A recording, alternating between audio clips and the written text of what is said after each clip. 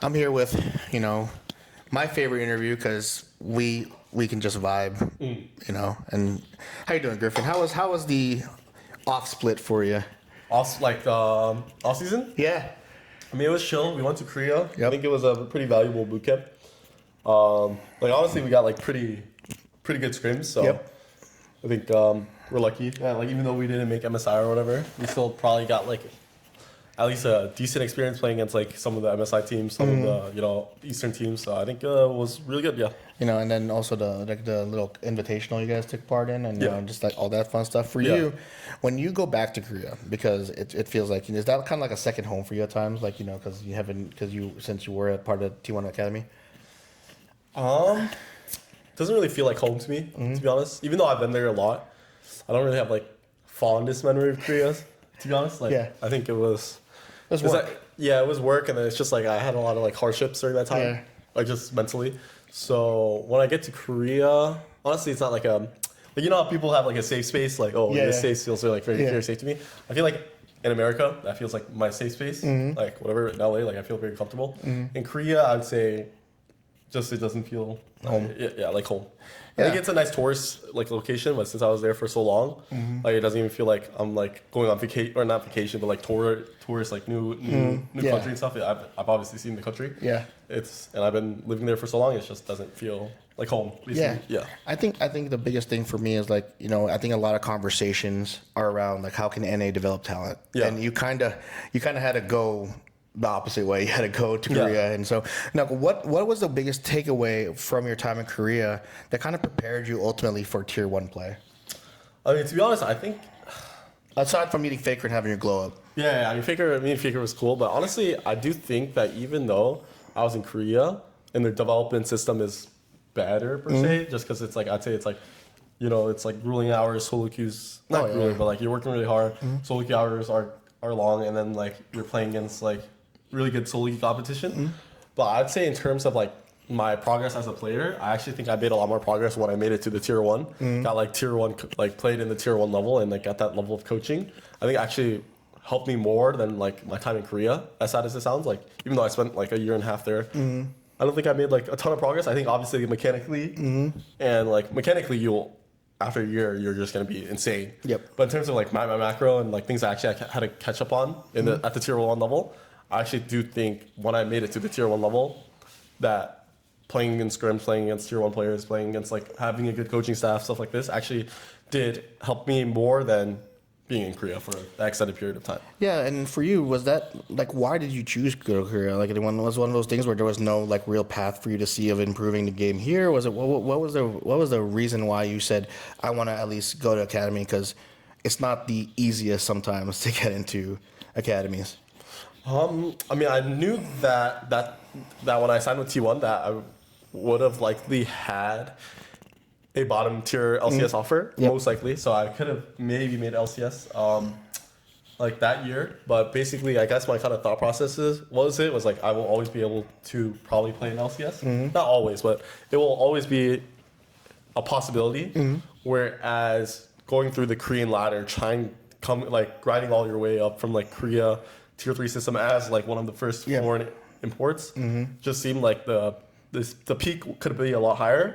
I could. If I liked it, if everything went well, it just seemed like a higher peak, the developing, I could develop through the Korean system. So it just seemed at the time, obviously it's T1, the most prestigious org in terms of League of Legends, esports. So I think it was a no-brainer. I try this that has really great heights with a crazy org. I thought it was a pretty easy decision. I think it has more risks. Mentally, it was uncomfortable, but I think at the end of the day, you have to take risk in life. You have to be uncomfortable, and really find out yourself as a person. And I think How old were you when you went there? I signed when I was 16. See, so, I mean, 16-year-old in a foreign country, playing essentially that was your job. That was like a job because I know you scrim for like what 8 hours, 5-hour blocks or something. Yeah, I mean Korea like every day was like a lot of time. Yeah. Yeah, like, no, because like 12 hours days. Yeah, because the reason why I know about like that because I went to DRX Academy. Yeah. For Tekken. Oh. They play 5-hour blocks of Tekken. Oh. And I'm like, bro, like I talked to like a pro NA player, like, nah, I couldn't do a 5-hour block of Tekken. Yeah, usually the schedule was like usually you get there like 1 and then you leave around like 2 to 3. Yeah. So it's like a really long schedule. Yeah, 11 hours. Get, like, break and you get food in the nap room if you need it. Yeah. Usually you like a break, you can take a nap, but yeah, it's like pretty long hours. Yeah. For you, like when you were able to join FlyQuest and you're following Inspired, right? You're following him in his footsteps and carving out your own path. Like for you, what was like the first realization that I am now in tier 1 and I'm in LCS? When was your first like I'm in the big leagues kind of mental moment, whether it's here in LCS or in CBLOL? I think obviously CBLOL was an amazing experience. Like I joined Loud, like probably the best organization to join in CBLOL. And then they treated me really good. The fans were amazing. Like it was just great. Like CBLOL was great. I had a really good experience.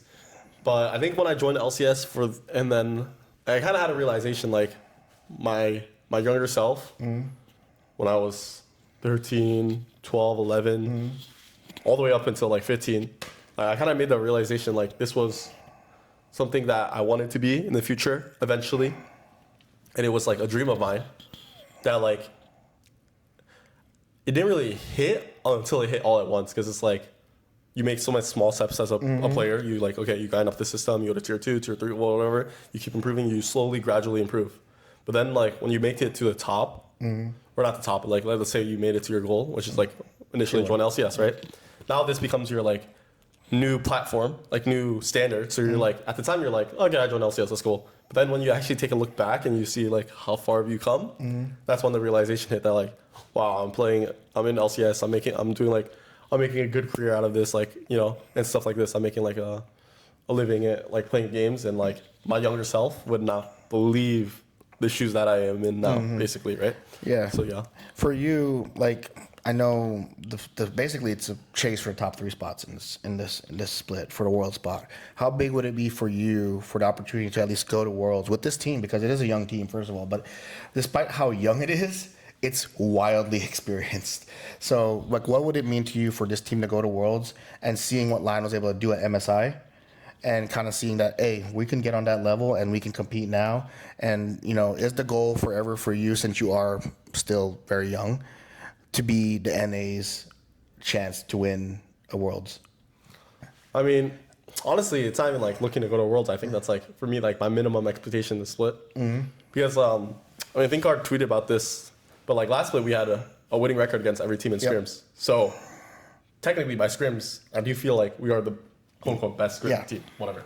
So meaning, I don't think we're the best team. Like when it comes to stage, I think scrims and stage, like they're definitely different environments. But when it comes to that, it gives you the feeling that you can be the best.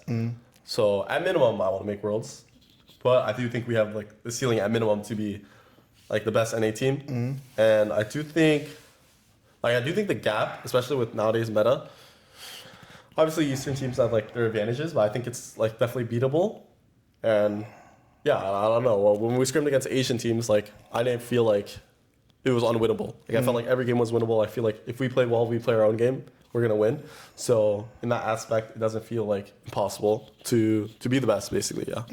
So I mean, it's just I think for all the people in the LCS.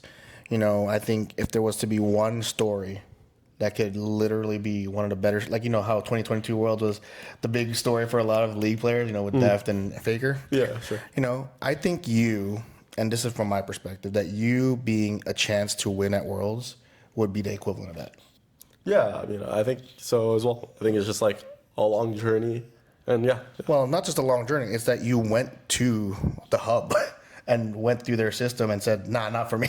Yeah. And I mean, I do think it is overrated, like how much advantages the East has on the West. I think it is overstated. Obviously, solo queue is amazing. But at the end of the day, I think coordinated practice will matter most. And like if you work hard and scrims and stuff, I think that matters more, and you can like always watch VODs and stuff. So I think it is overstated. Yeah, I think that's what the crazy thing is, that the perception is that it's not necessarily mechanically or even.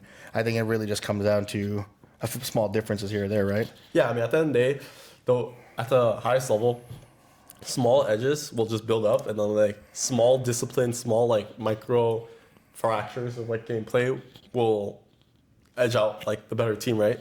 So I think now that the game is also getting like older and everyone's getting like better, it's hard to keep like getting a lot better and get like even significant advantages. So I do think like when I play against the Eastern teams, like the game feel winnable. It just feels like, oh, we made this mistake that we should have made this mistake. It's like very small. I feel like it's a lot of small mistakes that kind of add up. So yeah, something that we want to improve on. Yeah, no. Well, thank you, Griffin, for your time. It's always fun chatting with you because you actually bring such a high level of chat and also experience from around the world. But also, I want to congratulate you for at least, being a Team USA player. And, I mean, because that's actually a cool feeling. Did you ever imagine that you would actually be a part of getting to wear a Team USA jersey? I mean, it is cool, like, to think, like, I used to just, like, play League for fun as a kid. Like, really was addicted to the game. And now I'm, like, Team USA, like I'm a representative for America, like the country. It is kind of insane to think about when you think of like, technically that means I'm like a top 2 American jumper, like technically, well, like not like technically, but you know what I mean? Like I'm representing America, even if right now like I am with the sub. Yeah, I think it's really cool. I think you're ending up playing at at least one game. Yeah, I hope so too. But I think you and Isaac will at least see one game. Yeah, I think that's the pair that Anero wants, is that you and Isaac to work together.